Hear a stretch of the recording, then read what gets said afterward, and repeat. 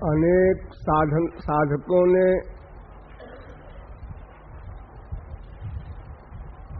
अनेक बार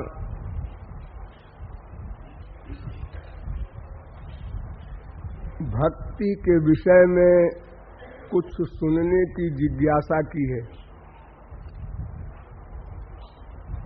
आप लोगों को पता है मेरा गला बहुत खराब चल रहा है, इसलिए मैं इस बार विशेष नहीं बोल रहा हूं, लेकिन मेहमानों की बात तो माननी ही पड़ेगी। भक्ति के विषय में 4 प्रश्न सामने आते हैं। भक्ति किसकी करनी है? भक्ति किसको करनी है? भक्ति किसे कहते हैं? और भक्ति ही क्यों करनी है? ये 4 प्रश्न हैं। फिर से सुन लीजिए। भक्ति किसकी करनी है? भक्ति किसको करनी है? भक्ति किसे कहते हैं? और भक्ति ही क्यों करनी है? इन 4 प्रश्नों का उत्तर समझ में आ जाए तो भक्ति विषय पूर्णतया हल हो जाए। पहला प्रश्न है, भक्ति किसकी करनी है?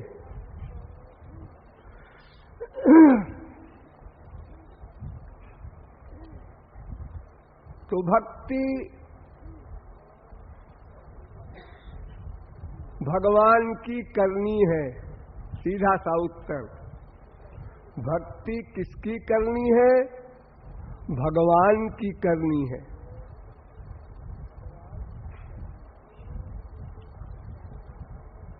मैंने आप लोगों को कई बार बताया है कि भगवान के 3 स्वरूप हैं, एक ब्रह्म, एक परमात्मा, एक भगवान।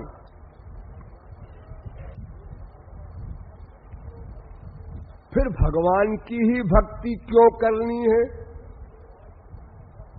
ब्रह्म की भक्ति क्यों न की जाए? परमात्मा की भक्ति क्यों न की जाए? करते हैं लोग, लेकिन आप लोगों को नहीं करनी है। ब्रह्म की भक्ति करने वाले को ज्ञानी कहते हैं, परमात्मा की भक्ति करने वाले को योगी कहते हैं, और भगवान की भक्ति करने वाले को भक्त कहते हैं। तो भक्ति भगवान की ही करनी है, ही लगा देना। क्यों? इसलिए कि ब्रह्म में तो कोई शक्ति प्रकट ही नहीं होती, इसलिए वहां तो सेवक से विभाव बन ही नहीं सकता। वो निर्गुण है, निर्विशेष है, निराकार है, उसकी क्या सेवा की जाएगी? सेवा तो साकार की होती है, निराकार की सेवा नहीं हो सकती। और फिर उसकी कोई शक्ति प्रकट भी नहीं होती। वो ज्ञानियों का जो सिद्धांत है, अहम ब्रह्मास्मि, मैं सेवा ओवा नहीं करना चाहता, मैं सेवक नहीं हूं, मैं ही ब्रह्म हूं, यह उनका सिद्धांत है। मैं ही ब्रह्म हूं, मेरा ब्रह्म है, ब्रह्म का मैं हूं, ऐसा नहीं। और परमात्मा का भी स्वरूप अल्प शक्ति प्रकट करता है, कुछ शक्तियां प्रकट होती हैं, इसलिए पूर्ण सेवा का लाभ वहां भी नहीं मिलेगा। अतएव भक्ति भगवान की ही करनी है। अब भगवान के अलावा कौन बचे, ये भी विचार कर लो। सात्विक पर्सनैलिटी, राजस, तामस, ये 3 पर्सनैलिटी बची जिनकी भक्ति नहीं करना है।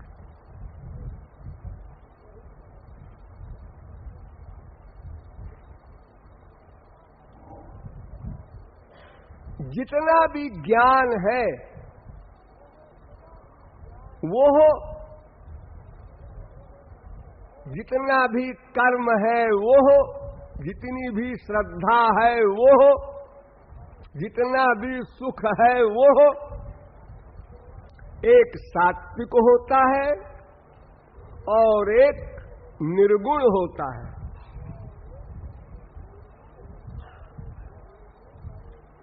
निर्गुण माने गुणातीत, भगवत संबंधी, और माया के अंदर वाले जो 3 गुण हैं उसमें जो सर्वोच्च गुण है सत्व गुण, उसका भी सुख होता है। ये जो ज्ञानियों को सुख मिला करता है ये सत्व गुण का सुख है। ध्यान दीजिए, बहुत सावधान होकर सुनिए। कैवल्यं सात्विकं ज्ञानम मन्निष्ठं निर्गुणं स्मृतम। ये जो कैवल्य का, निर्गुण निर्विशेष निराकार ब्रह्म को जो प्राप्त करने का दावा करते हैं भक्ति विहीन ज्ञानी, इनका ज्ञान सात्विक कहलाता है। ये सत्व गुण से उत्पन्न होता है। सत्वात् संजायते ज्ञानम, गीता। कैवल्यम सात्विकम ज्ञानम, भागवत। और मन्निष्ठम तु निर्गुणम, जो श्री कृष्ण से संबंधित ज्ञान है वो निर्गुण ज्ञान है, गुणातीत है, दिव्य है, शुद्ध है। और जो ब्रह्म संबंधी ज्ञान है अद्वैतियों का, वो सात्विक है। इसलिए सात्विकं सुखमात्मोत्थम।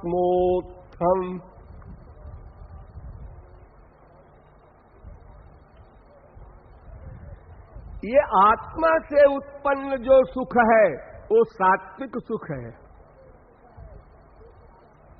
जो ज्ञानियों को मिला करता है। आध्यात्मिक कह दो, आत्मिक कह दो, ये सत्वगुण का सुगुण का सुख है। और निर्गुणम मदपाश्रयम सात्विकं सुखमात्मोत्थम। और निर्गुणम मदपाश्रयम, और निर्गुण सुख जो है अनिर्वचनीय, अपरिमेय, अपौरुषे दिव्यानंद, वो श्री कृष्ण संबंधी है। तो सात्विक ज्ञान ज्ञानियों का, सात्विक सुख ज्ञानियों का। सात्विका कारको संगी और निर्गुणो मदपाश्रय। इसी प्रकार कर्म, जो निष्काम कर्म करने का दावा करते हैं गीता के अनुसार, वो भी सात्विक कर्म है। और जो भगवान के निमित्त कर्म होता है वो निर्गुण है। और सात्विक्याध्यात्मिकी श्रद्धा और मत सेवायाम तु निर्गुणा, भागवत। श्रद्धा भी इसी प्रकार की है। सात्विकी श्रद्धा आत्मा संबंधी है, और भगवान की सेवा के निमित्त जो श्रद्धा है वो निर्गुणा है। गुणातीत है, विशुद्ध है, मायातीत है, दिव्य है। अस्तु, जितने भी ज्ञान है, कर्म है, श्रद्धा है, जो कुछ भी है, जो श्री कृष्ण संबंधी न हो वो सब माइक, वो सात्विक है तो माइक, राजस है तो और डर्टी, और तामस है तो फिर घोर अंतिम दर्जे की डर्टी है वो। लेकिन है सब निंदनीय। ये बात आप लोगों के रग रग में अनंत बार भरी गई है। सात्विक के लोभ में भी ना आइएगा, राजस और तामस की कौन कहे।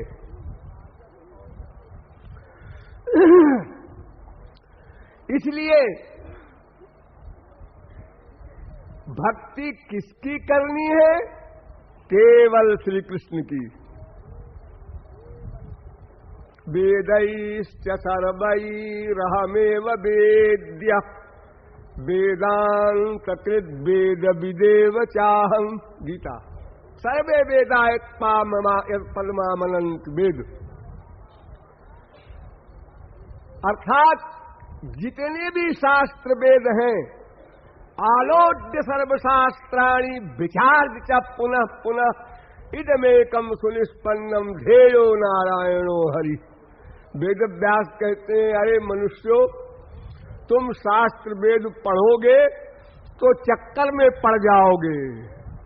कोई किताब उठा के मत पढ़ना, खबरदार। मुनि बहु मत बहु पंथ पुराणनि, जहां तहां झगड़ो सो। श्रुति पुराण बहु कहेऊ पाई, छूटे न अधिक अधिक अरुझाई।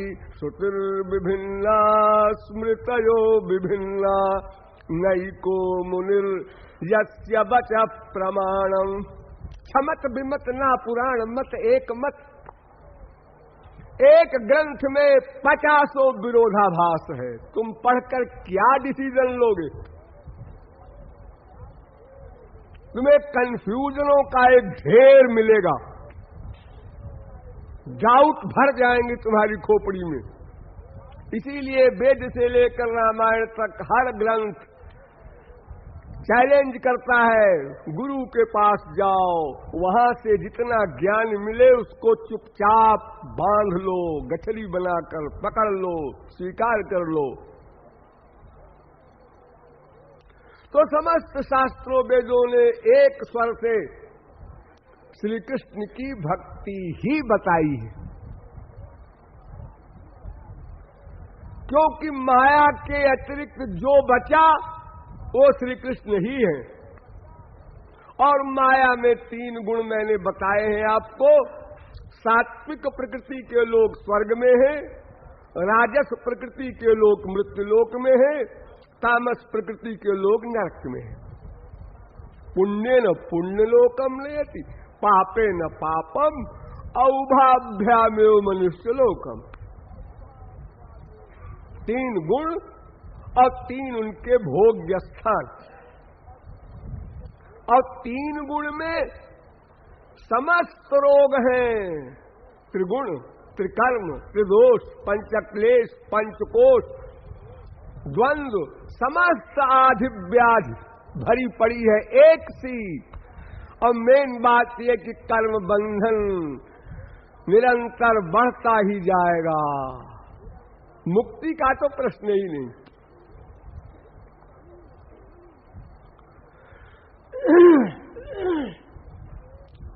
इसलिए भक्ति किसकी करनी है? श्री कृष्ण की ही करनी है। एक छोटा सा मोटा सा सवाल आप लोगों ने समझा, इसका डिटेल बहुत बता चुके हैं, आप लोगों ने बहुत बार सुना है। आगे बढ़िए। भक्ति किसको करनी है?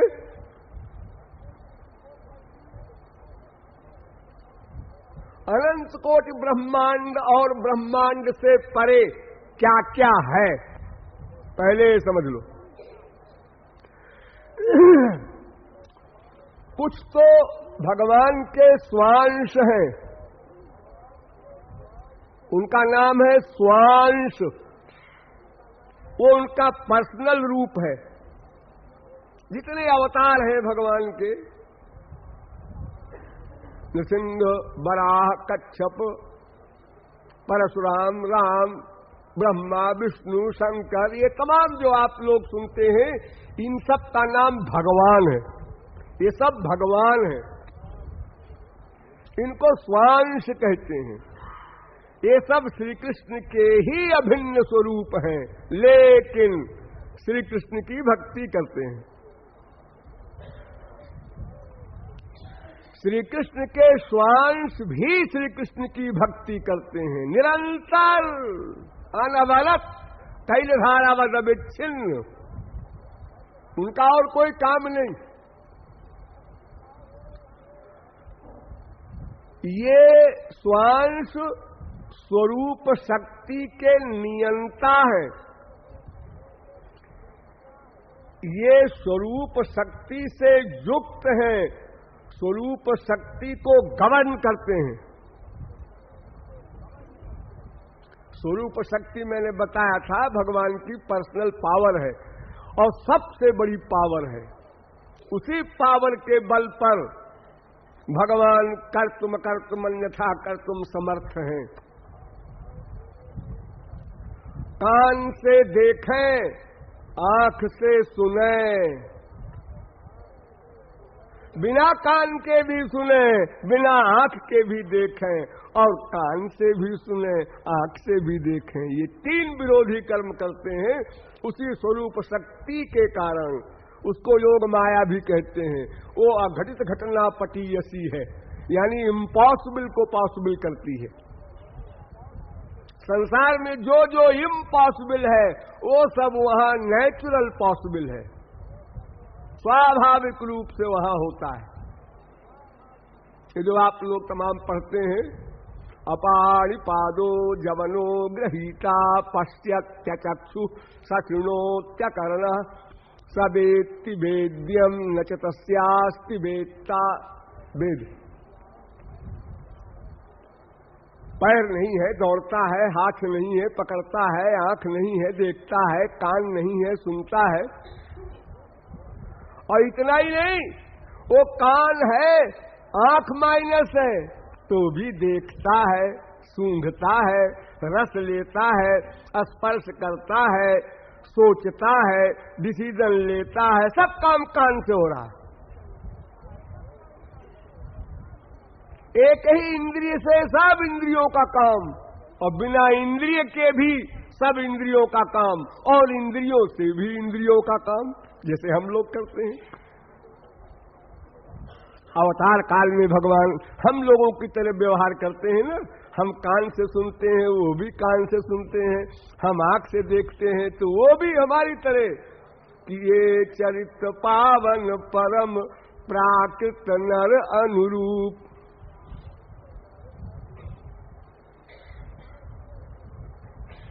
ग्राम्य समम ग्राम्य वदीश चेष्टितम। यहां तक कि बेपढ़े लिखे गंवारों के बीच में गंवारों की तरह सब व्यवहार करते हैं। टू कॉपी वैसे ही राजाओं के यहां अवतार लेंगे, राजाओं की तरह कार्य करेंगे, गंवारों के यहां अवतार लेंगे, गंवारों की तरह व्यवहार करेंगे, कोई प्रतिबंध नहीं। तो वो स्वरूप शक्ति सब स्वांश के पास है। श्री कृष्ण के पास जैसे है वैसे ही जितने भी स्वांश हैं उनके सबके पास है। उसके वो गवर्नर हैं, संचालक हैं, अध्यक्ष हैं। अब छोड़िए इन लोगों को, ये तो भगवान लोग हैं। अब उसके नीचे आइए, तटस्थ शक्ति वाले जितने हैं उनका नाम है जीव। ये स्वरूप शक्ति वालों को मैंने बताया, अब तटस्थ शक्ति वालों को समझिए। तटस्थ शक्ति में दो विभाग है, दो डिपार्टमेंट है। अनंत जीव तो नित्य मुक्त हैं और अनंत जीव अनादिबद्ध हैं। एक एक शब्द पर ध्यान दीजिए, पूरी खोपड़ी लगाइए। जैसे आप लोग एक दूसरे से बात करते हैं तो कहते हैं ना मेरी भी कोई अकल है, और मैं जो बोल रहा हूं पूरा पूरा नहीं समझ पा रहे हैं आप लोग। पूरी ताकत लगाइए ना। अनंत जीव तो नित्य मुक्त हैं और अनंत जीव अनादिबद्ध हैं, यानी हमेशा से माया के अंदर में रहे हैं अब तक, लेकिन अनंत काल तक रहेंगे ये कंपलसरी नहीं।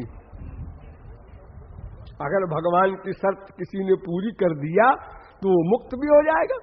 हो रहे हैं, अनंत जीव प्रतिक्षण मुक्त हो रहे हैं। आप कहेंगे अनंत जीव, 5 अरब तो कुल आदमी है। अरे एक ब्रह्मांड की बात न करो अनंत कोटि ब्रह्मांड में अनंत जीव प्रतिक्षण मुक्त हो रहे हैं।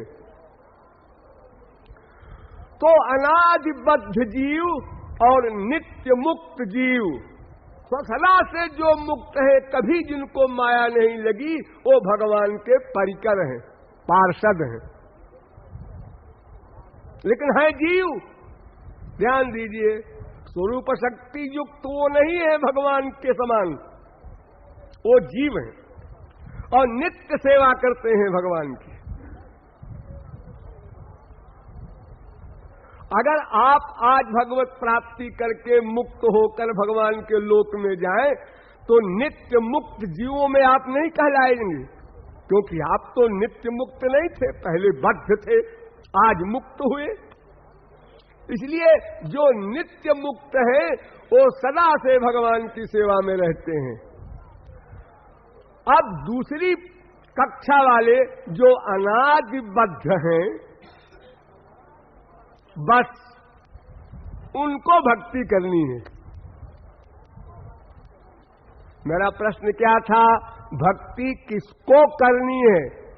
तो स्वांश को भक्ति नहीं करनी है, उनको तो सब है ही है भक्ति का प्राप्त विषय। नित्य मुक्त भी अनादि भक्ति कर रहे हैं, लेकिन जो अनादिकाल से मायाबद्ध है उनको भक्ति करनी है। भक्ति करनी है।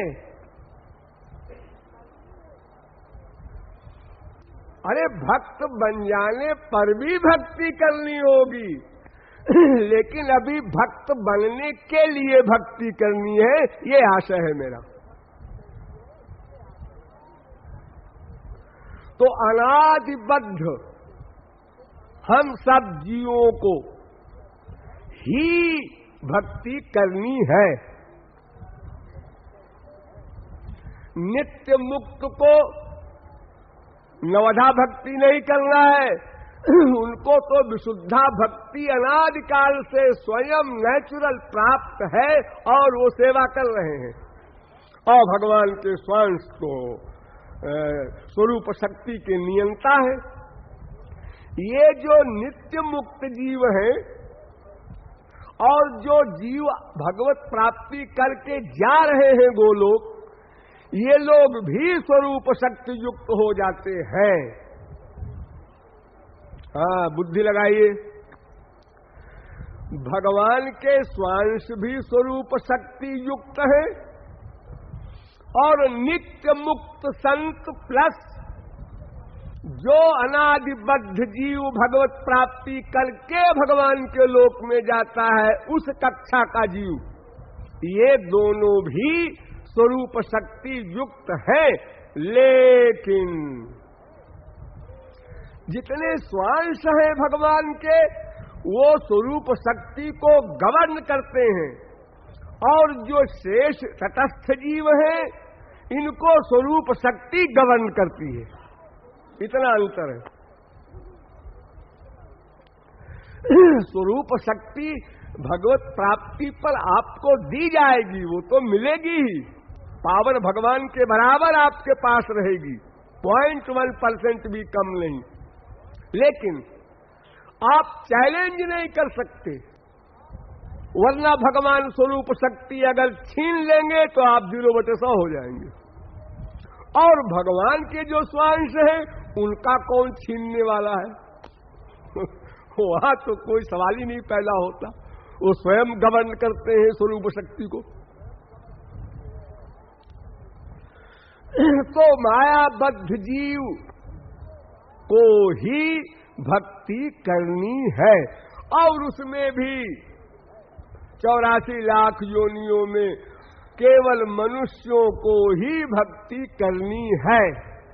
ये रेयर केसेस जो आप सुनते हैं इतिहास में, एक कौवा भक्त हो गया, एक पक्षी भक्त हो गया, एक गधा भक्त हो गया, ये सब अवतारी लोग हैं। किसी कारणवश इनको निंदनीय शरीर मिल गया था, इसलिए उन लोगों ने कर लिया।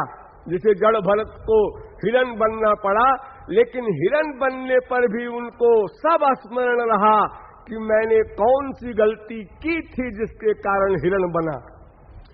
कौवा बने काकभुचुंडी जी, लेकिन उनको सब पूरी नॉलेज है, इतनी नॉलेज है कि भगवान नहीं धोखा दे सके। भगवान ने कहा काकभुचुंडी मांगू बर, अति प्रसन्न मोहि जान, अणिमादिक सिद्धि अपर निधि, मोक्ष सकल सुख खान।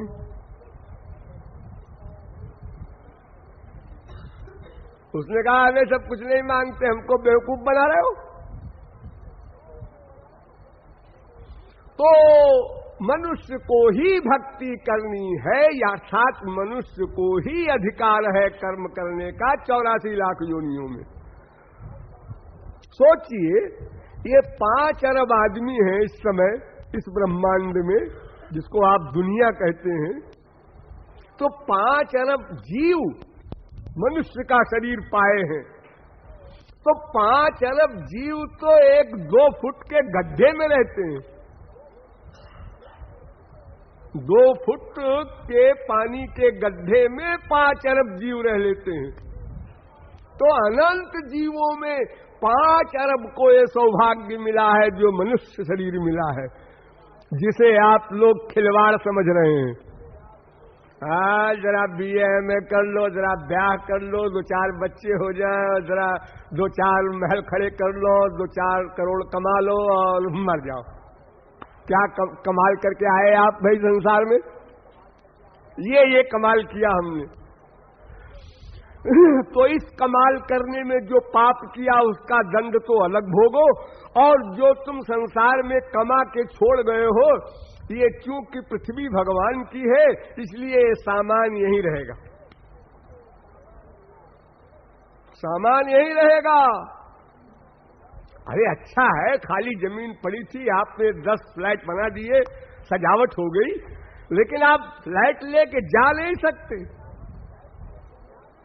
भगवान ने ऐसा नियम बनाया है कि शरीर छोड़कर सूक्ष्म शरीर लेकर जीव जाएगा। अगर स्थूल शरीर लेकर जाने की परमिशन हो जाती तो ये शरीर में कितने हीरे जवाहरात हम छुपा छुपा के उठा ले गए होते। आप लोग देखते हैं कस्टम में रोज पकड़े जाते हैं लोग इस प्रकार के, कहां कहां छुपाए रहते हैं वो हीरे सोने, और पकड़े जाते हैं, आप सुन के दंग रह जाएं। कल्पना न कर सके कि कैसे उन लोगों ने शरीर के भीतर छुपा लिया ऑपरेशन करके। तो श्री कृष्ण की ही भक्ति करना है और मनुष्यों को ही भक्ति करना है, जो मनुष्य अनादिकाल से मायाबद्ध है। अच्छा चलिए, तीसरा प्रश्न, भक्ति किसे कहते हैं? सीधी सी परिभाषा है, भज धातु से भक्ति शब्द बनता है। हमारे संस्कृत भाषा में प्रत्येक शब्द के अर्थ उसकी धातु से निकाले जाते हैं। तो भजैत्येष वै धातु सेवायाम परिकीर्तिता, तस्मात् सेवा बुधई प्रोक्ता भक्ति साधन भूयसी। वेदव्यास। भक्ति माने सेवा, सीधा सीधा अर्थ है। भक्ति माने सेवा, यानी श्री कृष्ण की सेवा करना, इसका नाम भक्ति। अब वो भक्ति दो प्रकार की, सेवा प्राप्त करने के लिए सेवा करना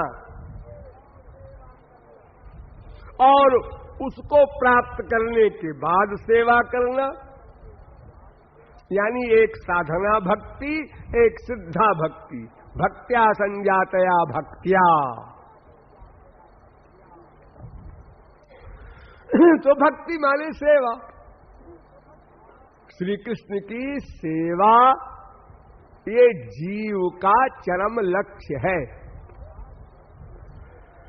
लेकिन एक बात समझना है यहीं पर बड़ी बारीकी से, सेवा तो आप लोग भी करते हैं, माँ की, बाप की, बेटे की, बीवी की, पति की, परिवार की, समाज की, राष्ट्र की सेवा करते हैं आप लोग। हाँ, लेकिन एक लेकिन लगा है उसमें। श्री कृष्ण की जो सेवा होगी, गुरु की जो सेवा होगी, उस सेवा में अपने सुख की भावना न हो।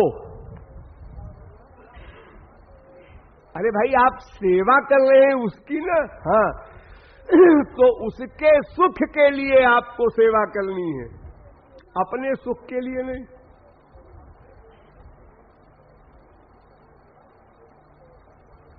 बस यही एक पॉइंट समझने का है बहुत बारीकी से, और संभल संभल कर चलने के लिए इस वाक्य को बार बार मस्तिष्क में लाना है। अपने सुख की कामना से नहीं। दारुक भगवान का सारथी द्वारिका में श्री कृष्ण के पंखे झल रहा था। पंखा झलते झलते श्री कृष्ण को देखा, देखकर आनंद के आंसू आ गए। आनंद के आंसू ठंडे होते हैं, विरह के आंसू गर्म होते हैं। तो आनंद के आंसू जब आए तो उन्होंने बहुत धिक्कारा अपने आनंद को। किसी भी गोपी को जब आनंद के आंसू आ जाते थे तो वो धिक्कारती थी, आनंद को कोसती थी, तू क्यों आया बीच में डिस्टर्ब करने। उच्चैरनिंद दानंद मरबिंद बिलोचना। तो अपने सुख की कामना न हो। बस ये पहला, ये आधारशिला है, सारा महल इसी पर खड़ा होगा। और इसलिए मैं बार बार ये बात बता रहा हूं कि अनादिकाल से हमने अब तक जितनी भी सेवा की अपने सुख के लिए। बीबी बीमार है, रात रात भर पति जग रहा है। पति बीमार है, रात रात भर बीबी जग रही है। क्यों? पति स्वस्थ हो जाए। नो, गलत। पति स्वस्थ हो जाए ताकि इससे हमारा स्वार्थ सिद्ध होता रहे। यहां है असलियत। पति स्वस्थ हो जाए, अगर वो बीमार पति के सिरहाने कोई चिट्ठी मिल जाए किसी लड़की की, किसी स्त्री की, कि तुमने तो कहा था इस तारीख को अपनी बीबी को जहर दे करके, मार करके मैं तुम्हारे पास आ जाऊंगा, तुम अभी तक क्यों नहीं आए? और वो चिट्ठी बीबी पढ़ ले तो फिर वो दवा ववा में जहर मिलाने की स्कीम बनाएगी, स्वस्थ होने की स्कीम नहीं बनाएगी। सब खत्म। वो पतिव्रत खोपड़ा व्रत सब गया एक सेकंड में। सिद्धांत है नवारे पत्यु कामाय पति प्रियो भवत्यात्मनस्तु कामाय पति प्रियो भवति नवारे जाया यही कामाय जाया प्रिया भवत्यात्मनस्तु कामाय जाया प्रिया भवति नवारे सर्वस्व कामाय सर्वम प्रियम भवति। कोई हो नेचर है।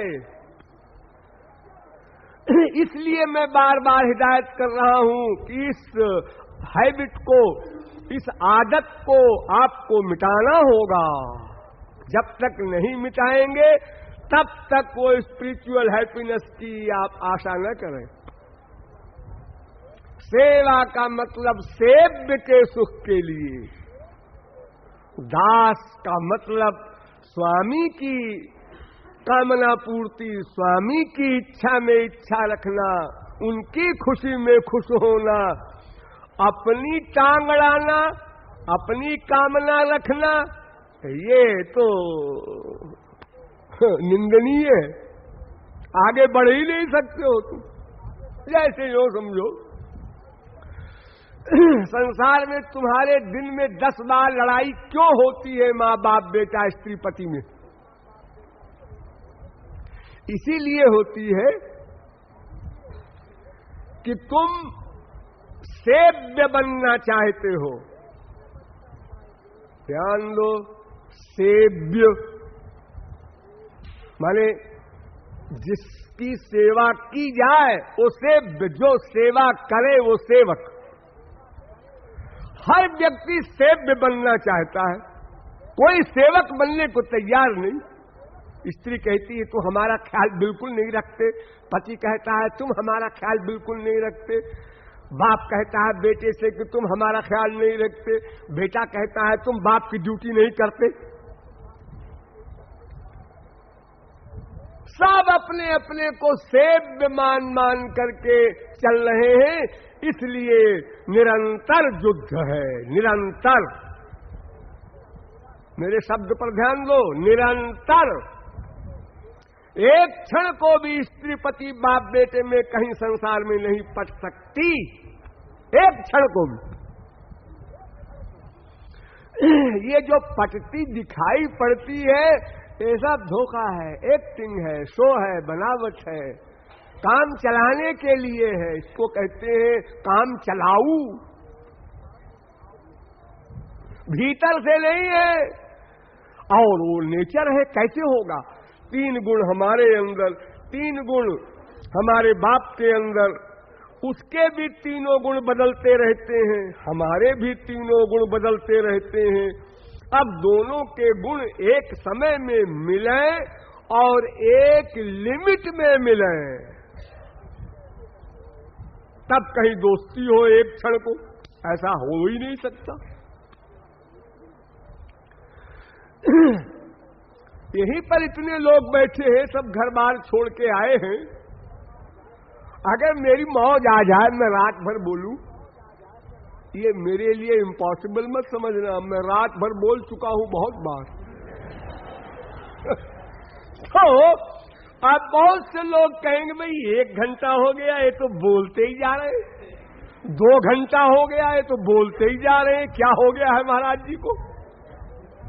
अरे तुमको हम दे रहे हैं, कोई गुनाह तो नहीं कर रहे हैं। अरे वो तो ठीक है, लेकिन हमको सोना भी तो है, वो इम्पोर्टेंट है। और फिर नहीं कुछ बस चलेगा तो कोई बात नहीं, तुम बोलो हम सोएंगे। वो तो अपने हाथ में है। अब अगर कहीं तुमने आवाज भी दिया, डांटा भी, तो फिर आंख खोल देंगे, क्या बात है तुम सो रहे थे? नहीं तो एकदम जवाब, नहीं तो देखो आंख खोले हैं, सो कहां रहे हैं? तो बड़ी विचित्र बातें हैं आप लोगों की। हाँ? तो अपने सुख की कामना से सेवा की भावना छोड़ना होगा। सेवा का मतलब सेव्य की इच्छा में इच्छा रखना, उनकी इच्छा में इच्छा। तत् सुख सुखित्वम, नारद भक्त सूत्र। अब मान लो थोड़ी देर के लिए कि स्वामी की इच्छा है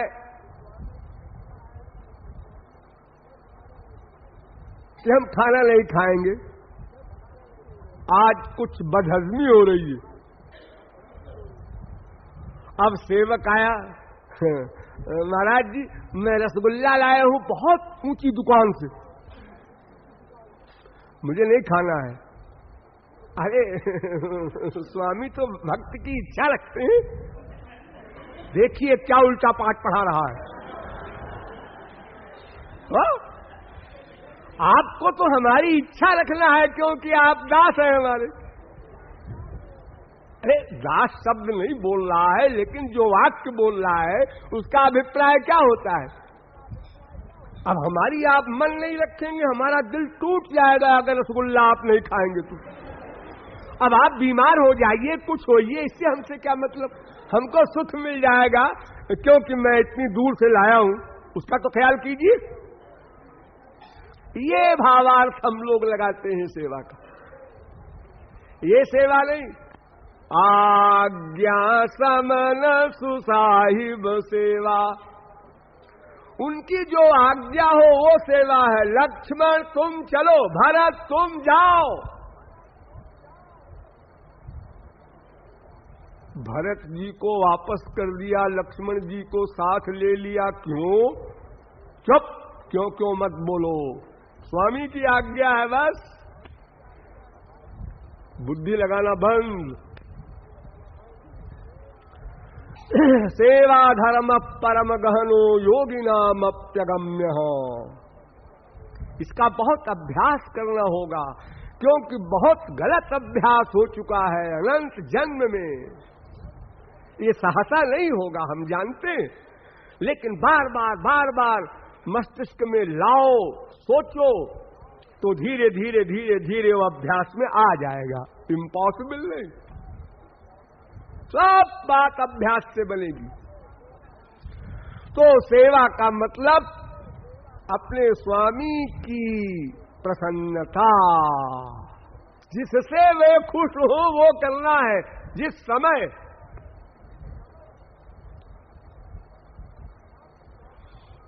अब चौथा सवाल रह गया, भक्ति ही क्यों करनी है। मैंने बताया भक्ति श्री कृष्ण की करनी है, पहले प्रश्न का उत्तर, और भक्ति मायाबद्ध जीवों को ही करनी है, दूसरे प्रश्न का उत्तर। और भक्ति माने अपने स्वामी की सेवा की भावना रखकर सेवा करना, उनकी प्रसन्नता को, उनकी इच्छा को देख करके सेवा करना, ये है भक्ति। अब चौथे प्रश्न पर आ जाइए, भक्ति ही क्यों करनी है। एक उत्तर तो सीधा सीधा आप लोग रोज पाते ही है यहां हमारे विद्यार्थियों से। भाई वेद शास्त्र सब ग्रंथ कहते हैं भक्ति ही से भगवान मिलेंगे तो क्या करें, मजबूरी है। भक्तिरेवैनम नयति, एव शब्द का प्रयोग करते हैं, भक्तिरेवैनम दर्शयति, उसका दर्शन कराना, उससे मिलाना, ये भक्ति ही करा सकती है और कोई साधन ही नहीं। भक्त्या में कया एकया ग्राह्य, एक भक्ति से ही मैं पकड़ में आता हूं और कोई गति नहीं। नायमात्मा प्रवचन न लभ्यो न मेधया न बहुना सुतेन, अनंत कोटि साधन कर डालो इससे भगवान नहीं मिलेगा, वो भक्ति से ही मिलेगा। इसलिए मुक्ति भी भक्ति से ही होगी, ये भी स्वर्ण अक्षरों में लिख लो। एक तो सेवा है और एक मुक्ति है। ये भगवान के एरिया में दो चीजें हैं, एक तो सेवा चाहते हैं लोग श्री कृष्ण की, ये उच्च कोट के तत्वज्ञ, और निम्न कोट के जो तत्वज्ञ हैं वे लोग मुक्ति चाहते हैं, लेकिन वो मुक्ति भी भक्ति के बिना नहीं हो सकती। जिमि थल बिनु जल रही न सकाई, कोटि भक्ति को करई उपाई। तथा मोक्ष सुख सुनु खगराई, रही न सकई हरि भगति बिहाई।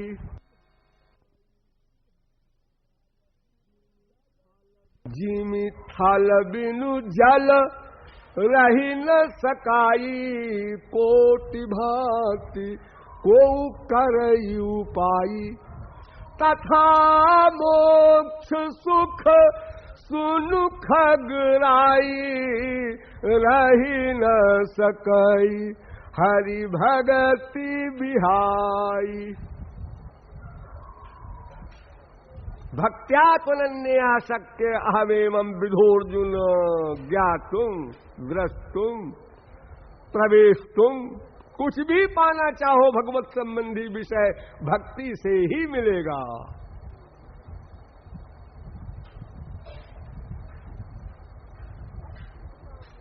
भक्ति बिना मुक्ति ना है, गौरांग महाप्रभु कहते हैं। कोई गति नहीं, कोई ग्रंथ ऐसा कहने को तैयार नहीं है कि बिना भक्ति के मुक्ति हो जाएगी। स्वयं शंकराचार्य कहते हैं, अरे मुक्ति उक्ति तो बहुत दूर की बात है, ये अंतःकरण की शुद्धि भी नहीं हो सकती बिना भक्ति के। शुद्धयति हीनांतरात्मा कृष्ण पदाम्भोज भक्ति मृते। श्री कृष्ण भक्ति को छोड़ दो तो अंतःकरण की शुद्धि भी नहीं हो सकती। ये शंकराचार्य का वाक्य है। वस्तुतः बुद्धि शुद्धि न है कृष्ण भक्ति बिने। गौरांग महाप्रभु कहते हैं कि बुद्धि भी शुद्ध नहीं होगी श्री कृष्ण भक्ति के बिना। मुक्ति उक्ति तो आगे की चीज है, पहले हम नॉर्मल तो बने, वो भी नहीं हो सकता। धर्म सत्य दयो पेतो विद्या वा तपसान्विता, मद भक्त्यपेतमात्मानम न सम्यक प्रपुनाति। भागवत। कोई भी ज्ञान हो, कोई भी कर्म हो, सब मिल जाए इकट्ठे आकर के, पार्टी बंदी बना ले अपनी, फिर भी अंतःकरण की शुद्धि भी नहीं कर सकते। और अगर मान भी ले कि अंतःकरण शुद्धि कर ले जाएंगे, चलो मान लिया, मुक्ति नहीं हो सकती। क्यों?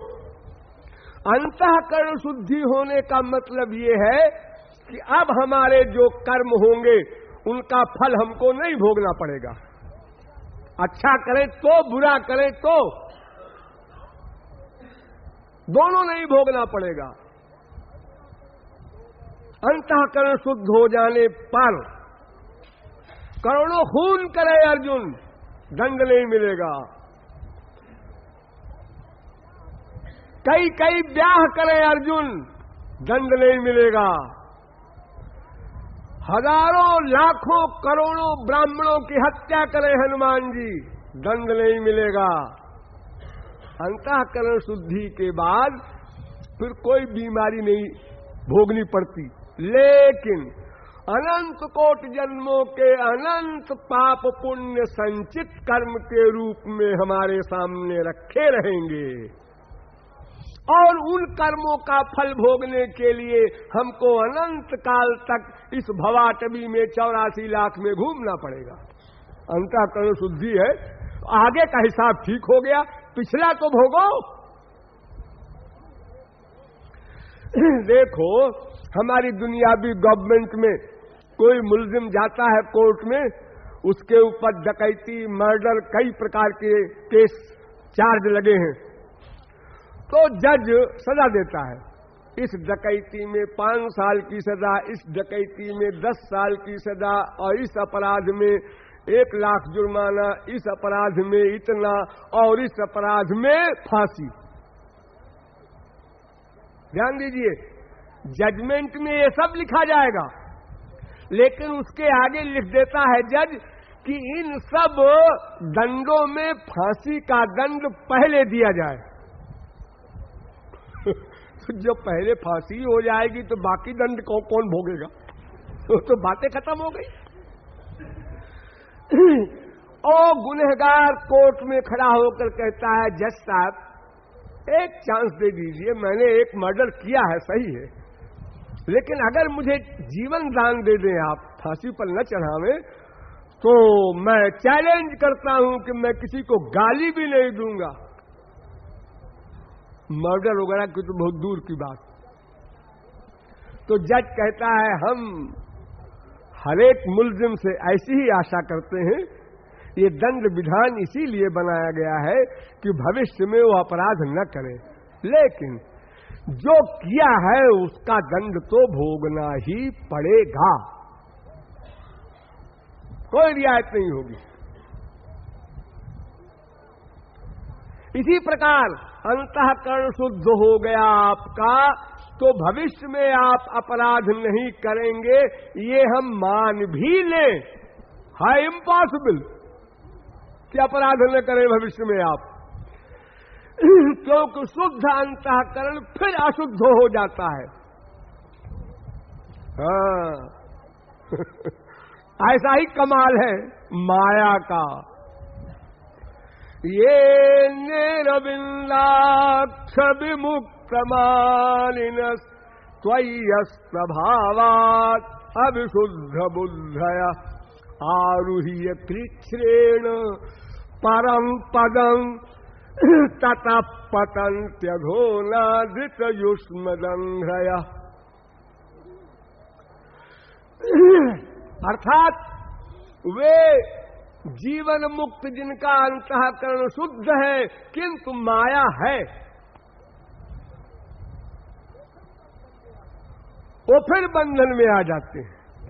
इसलिए अंतःकरण शुद्धि होने से हमेशा को आप बचे रहेंगे ये मत सोचिए, लेकिन अगर मान भी लो कि हमेशा को आप बच भी गए, कोई गलत काम नहीं करेंगे, कोई कर्म बंधन आपको नहीं लगेगा, लेकिन जो पिछले अनंत जन्मों के आपके किए हुए कर्म हैं अनंत, उनका फल भोगना है, और वो अनंत काल तक भोगने पर भी अनंत बचेंगे।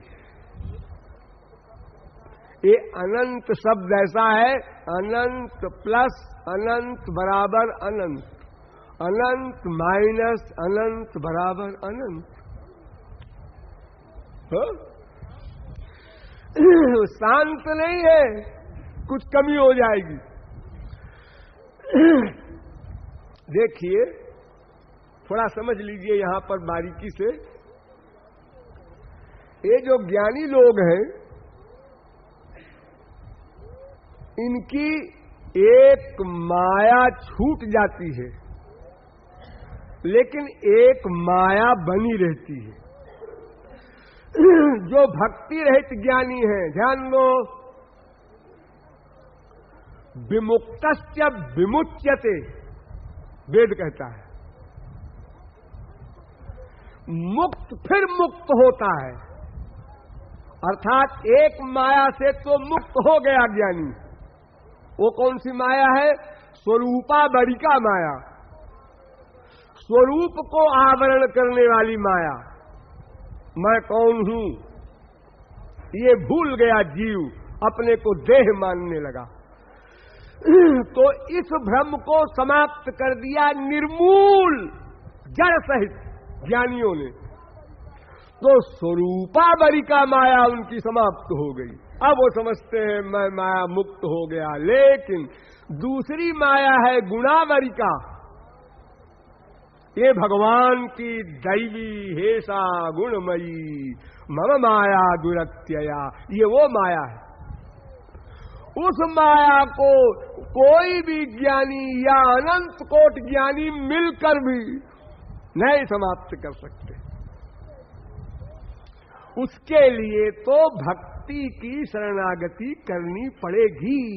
मामेव ये प्रपद्यन्ते, चैलेंज है।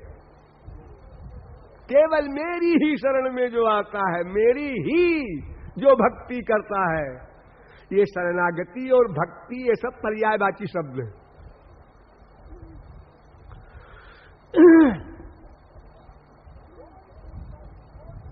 कोई भी कर्म, कोई भी ज्ञान, कोई भी तपश्चर्या मोक्ष नहीं दे सकती। भक्ति के बिना मोक्ष नहीं। इसीलिए शंकराचार्य ने भी माना मोक्ष कारण सामग्र्याम भक्तिरेव गरीयसी तद अनुग्रह हेतु के नैव विज्ञानेन मोक्ष सिद्धिर भवितुमर्हति। उनकी कृपा युक्त जो ज्ञान मिलेगा उससे मोक्ष होगा। देखिए, दो ज्ञान, एक अपनी कमाई का ज्ञान और एक उनकी कृपा से मिलने वाला ज्ञान। तो अपनी कमाई से मिलने वाला ज्ञान आत्मज्ञान और उनकी कृपा से मिलने वाला भक्त्या माम अभिजानाति यावान यस्यास्मि तत्वतः, वो ब्रह्म ज्ञान। तो उससे माया निवृत्ति होती है, गुणावरी का माया समाप्त होती है। इसी को मूला विद्या, लेशा विद्या आदि के नाम से भी अनेक आचार्यों ने अनेक प्रकार से कहा है। इसलिए भक्ति के बिना मुक्ति हो ही नहीं सकती, कोई गति नहीं।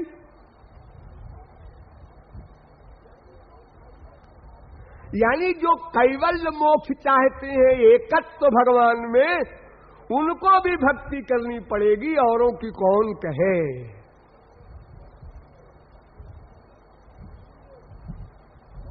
इसलिए गौरांग महाप्रभु ने कहा भक्ति मुख्य निरीक्षक कर्म योग ज्ञान। ये कर्म योग ज्ञान आदि जितने भी हैं, ये भक्ति के मुख को देखते रहते हैं कि कृपा करो तो हमारा काम बने, नहीं तो हमारा कर्म भी निरर्थक, ज्ञान भी निरर्थक, योग भी निरर्थक। ठीक है, कोई महान योगी आकाश में उड़ने लगा, मान लेते हैं। कई शरीर धारण कर लिया, मान लेते हैं। इतना भारी हो गया कि 1000 आदमी नहीं उठा सकते, मान लिया। इतना लंबा हो गया, इतना छोटा हो गया, ये सब हो जाएगा, लेकिन माया निवृत्ति नहीं होगी। माया भगवान की है, इसलिए इसकी निवृत्ति का अधिकार भगवान ने अपने पास रखा है। रब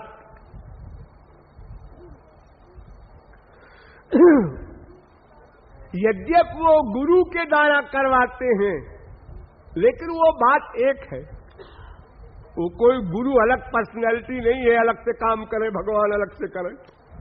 गुरु माने यही होता है जिस जीवात्मा में भगवान स्वयं बैठकर गवर्न करे, उसका नाम महापुरुष, संत, गुरु।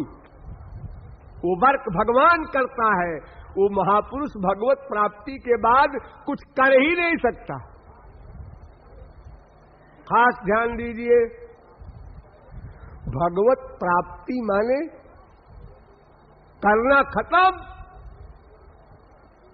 ये देखना, सुनना, सूंघना, रस लेना, स्पर्श करना, चलना, बैठना, सोना, सोचना, जानना, जितने भी कर्म आप लोग करते हैं, ये भगवत प्राप्ति होते ही सब बंद, चुप, 100%।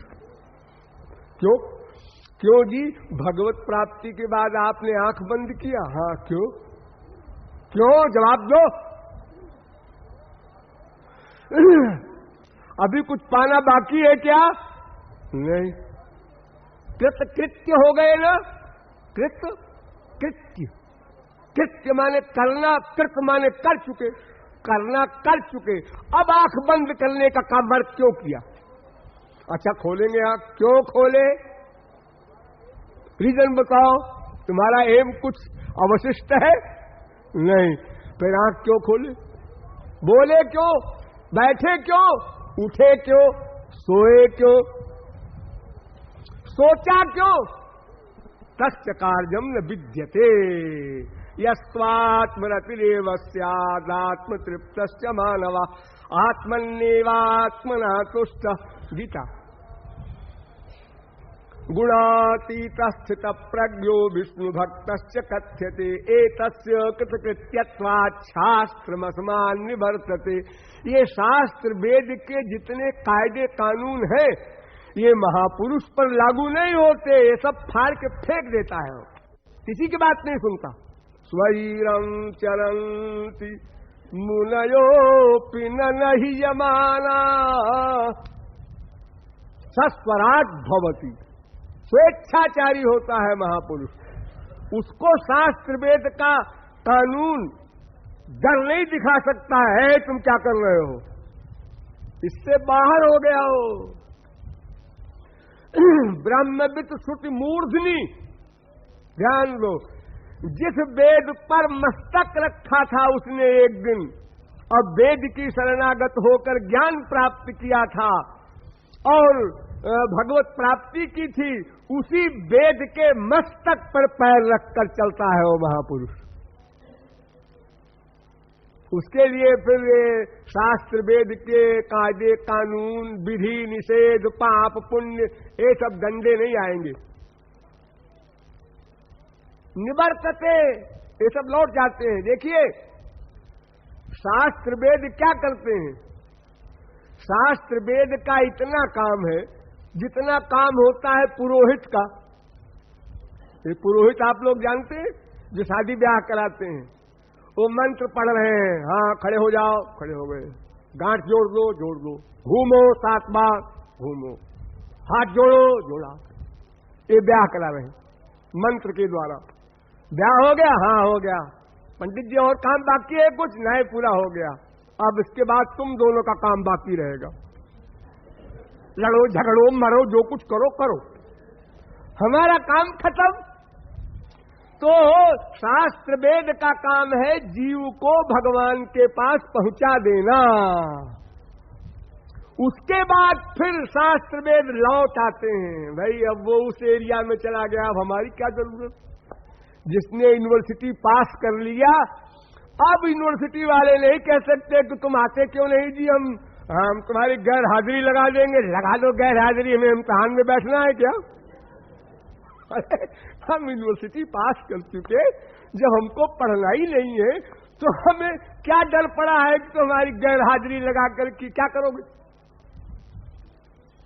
तो महापुरुष के लिए ये सब कायदे कानून कुछ भी लागू नहीं होते। अन्यत्र धर्मा धन्यत्रा धर्मा धन्यत्रास्मात् कृताकृतात्, करना न करना, धर्म अधर्म सबसे वो परे हो जाते हैं।